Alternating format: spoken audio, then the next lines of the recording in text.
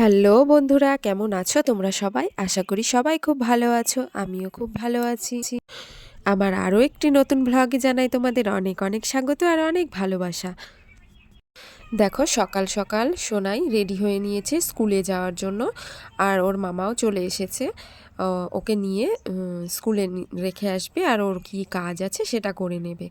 গাড়ি যেহেতু দেরি করে আসছে, তাই যেহেতু এক্সাম আজকে লাস্ট দিন, তো তাই জন্য সোনাই ঠিকঠাক টাইমে যাওয়ার জন্য ওর মামার সঙ্গে চলে যাবে। তো মাম্মাম দেখো জেদ করছে, তো মাম্মামকে কোনো রকমে চুপ করিয়ে নিয়ে এখন এলাম রান্নাঘরে রান্না করে নেওয়ার জন্য। তো এদিকে আমি কড়াই বসিয়ে দিয়েছি আর মশলাও করে নিয়েছি, আর এখানে আমি সয়াবিন সিদ্ধ করে রেখে দিয়েছি। তো আজকে রান্না করব সয়াবিনের তরকারি।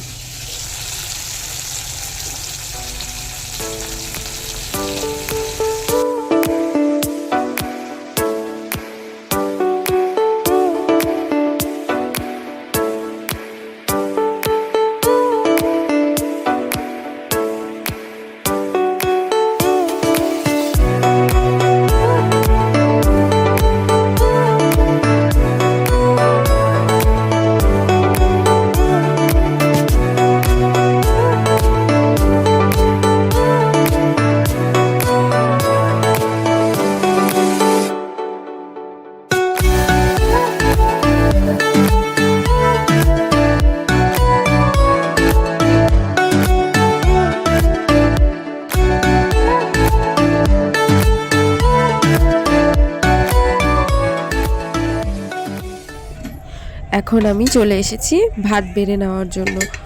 তো এখানে আমি কি রান্না করেছি সেটাও তোমাদের একবার দেখিয়ে দেব।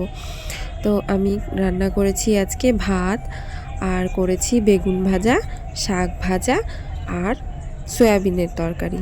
সেটা তো তোমাদেরকে দেখালামই। তো সোনাই এখনও আসেনি পরীক্ষা দিয়ে, আর মাম্মা ওখানে খেলছে, তো ভাবলাম আমি খেয়ে নিই। দুজন মিলে একসাথে খেতে বসলে না মাম্মাম খুব বিরক্ত করে, তাই জন্য একজন খায় একজন ওকে দেখে। এই দেখো, এখানে মোবাইল দেখছে মাম্মাম। তো আমি এখানে আমার দুপুরের খাবারটা সেরে নিই, তারপরে আবার তোমাদের সাথে কথা বলছি। গুড ইভিনিং বন্ধুরা। দুপুরে খাওয়া দাওয়ার পর আর তোমাদের সঙ্গে কথা বলা হয়নি, একটু ঘুমিয়ে পড়েছিলাম। তো তারপরে দেখো বিকেলবেলা উঠে রান্নাঘরে চলে এসেছি আবার চা করে নেওয়ার জন্য, আর হলো বাচ্চাদের জন্য ম্যাগি করে নেওয়ার জন্য। আজ সোনাইয়ের পরীক্ষা শেষ হলো, মানে কি বলবো, শান্তি পেলাম। ওর পরীক্ষা হচ্ছিল না, আমার পরীক্ষা হচ্ছিল মনে হয়। মানে বাচ্চাদের পরীক্ষা মানে মায়েদেরও পরীক্ষা। কয়েকদিনের জন্য আমার আর সোনাইয়ের ছুটি, ওকে পড়াতে হবে না, মানে আমারও ছুটি আর ওর তো ছুটি, এক্সাম শেষ।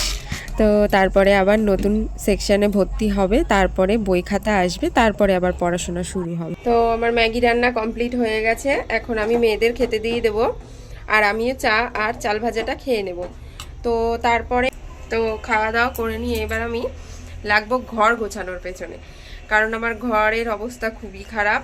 দুপুরে ঘুমিয়েছিলাম, মশারি টশারি টাঙানো আছে, আর হচ্ছে এখন শীতের দিন বিছানার উপর এক গাদা মানে লেপ সব কিছু সবসময় ছড়ানো থাকে। ছোট বাচ্চার বাড়ি, বুঝতেই পারছো। তো আর হচ্ছে আমার অনেকগুলো কাপড় কাচা হয়েছিল ওয়াশিং মেশিনে, কালকে কেচেছিলাম। তো সেই কাপড়গুলো দুদিন লাগবে এখন শুকাতে, যেহেতু আমাদের ছাদ নেই। তো সেই কাপড়গুলো এখন ভাঁজ করে নেব। তো চলো তোমাদের সঙ্গে শেয়ার করি, দেখতে থাকো ব্লগটা, আশা করি ভালো লাগবে সবার। দেখো বন্ধুরা, দেখতে পাচ্ছ আমার ঘর বাড়ির কী অবস্থা।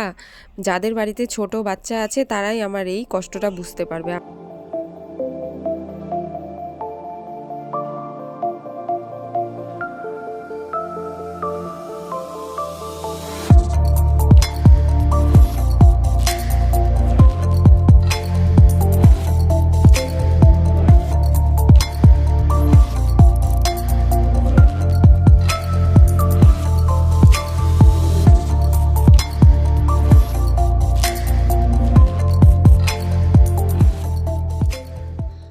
পরীক্ষা শেষ, তাই ম্যাডাম হুকুম করেছেন বিরিয়ানি খাবেন।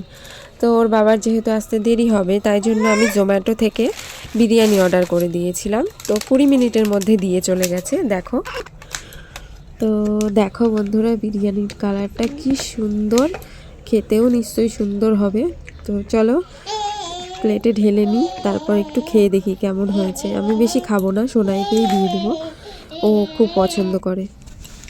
আমি আর মাম্মাম খেলাম অল্প করে, আর সোনাইকে দিয়েছি।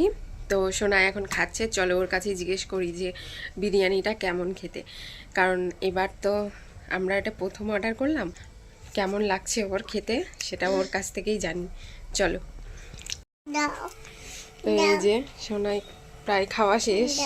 তো কেমন সোনাই? সত্যি কথা বলতে খুব সুন্দর খেতে। এরকম? ও, তার মানে সোনাইয়েরও ভালো লেগেছে। কি নিবা, কি নিবা? শশা নিবা তুমি? আচ্ছা, ওকে একটা শশা দিয়ে দে।